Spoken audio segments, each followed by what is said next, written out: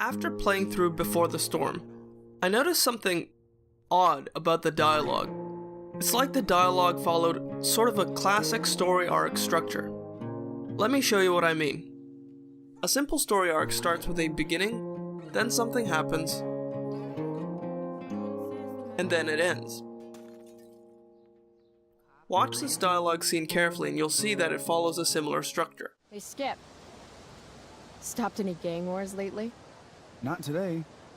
I did ask Justin Williams' mom to move her Mercedes out of handicap parking. Badass.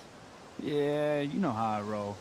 That was all part of the beginning of the story because it introduces us to the character Skip in his world as a security guard at Blackwell. And then something happens. So, you spending a lot of quality time with Justin's mom? No. In the middle, Skip asks Chloe to talk to Justin. Chloe refuses, and because of that, Skip tries to change her mind. But in the process, he makes a mistake, so he gives up trying to influence Chloe, which is the resolution. This made me curious. If a simple dialogue scene in Before the Storm follows a story arc, what about a more complex dialogue scene? Does it follow a more complex story arc? Well, let's start with what that story arc might look like. It starts with an introduction to introduce the character to their world, along with their problems in the world. Eventually, this character comes across an inciting incident, a conflict that leads to a big obstacle, and because of that, the protagonist faces progressively difficult problems that forces the character to make progressively difficult choices.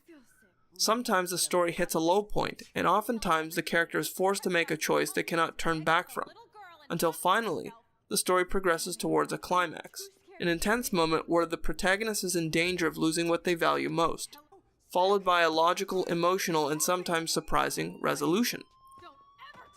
What you just saw was the scene summarized down to its story beats, which are the important points that make up the story arc. Story beats focus primarily on the what and why parts of the story, and not so much on the how. If all the dialogue scenes follow a story arc structure, I should be able to summarize any complex dialogue scene down to a series of story beats, and it should still be recognizable. To test this out, I looked at two scenes, one from Life is Strange and one from Before the Storm. See if you can recognize the scenes. Introduction. Chloe owes Frank a lot of money, but doesn't have any of it. Inciting incident. Chloe and Max need Frank's client list to make sense of the information they have to find Rachel Amber. Because of that, they arrange a meeting with Frank. Escalating obstacles. Frank was annoyed that Chloe didn't have his money, and demanded to know what they really want. Once he found out, he refused. Because Max and Chloe are asking for a favor from a dangerous person they're on bad terms with, they cannot be forceful. Because of that, Frank brings up all the reasons why he doesn't want to give them his client list. Low point. Because of that, Max is forced to address each issue delicately, but isn't able to move the conversation forward. Point of no return.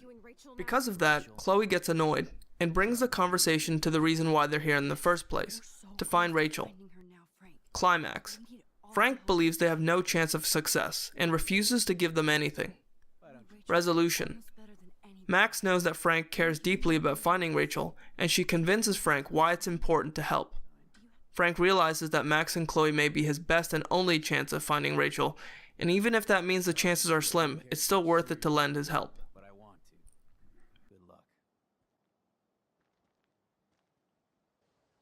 Introduction. Chloe was sitting on a stage marked by a sign that says, "Do not walk on the stage." Inciting incident. Principal Wells visits Chloe to remind her to take the rules more seriously. But Chloe doesn't care and continues to make light of the situation. Escalating obstacles. Because of that, Principal Wells moves the conversation to her present allegations. To that, Chloe has nothing to say. Because of that, Wells thinks Chloe might be guilty and asks Chloe to meet him after school in his office. Point of no return. Chloe is forced to make a choice between accepting his offer or refusing.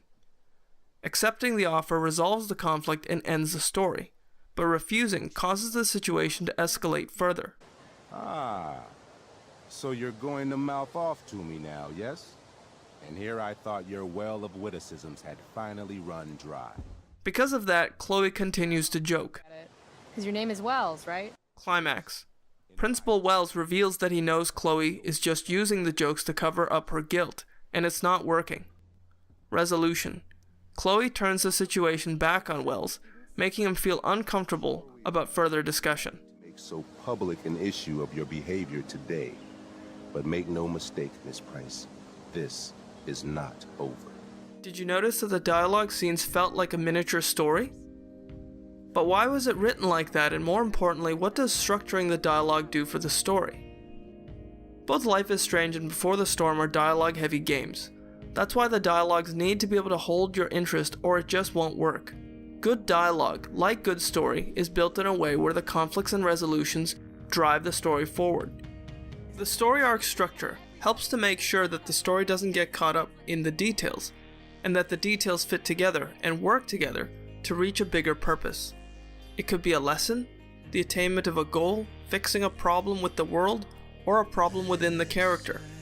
Whatever it is, the structure helps to keep all the plot details relevant to the end goal and keeps the story, or dialogue in this case, from getting boring.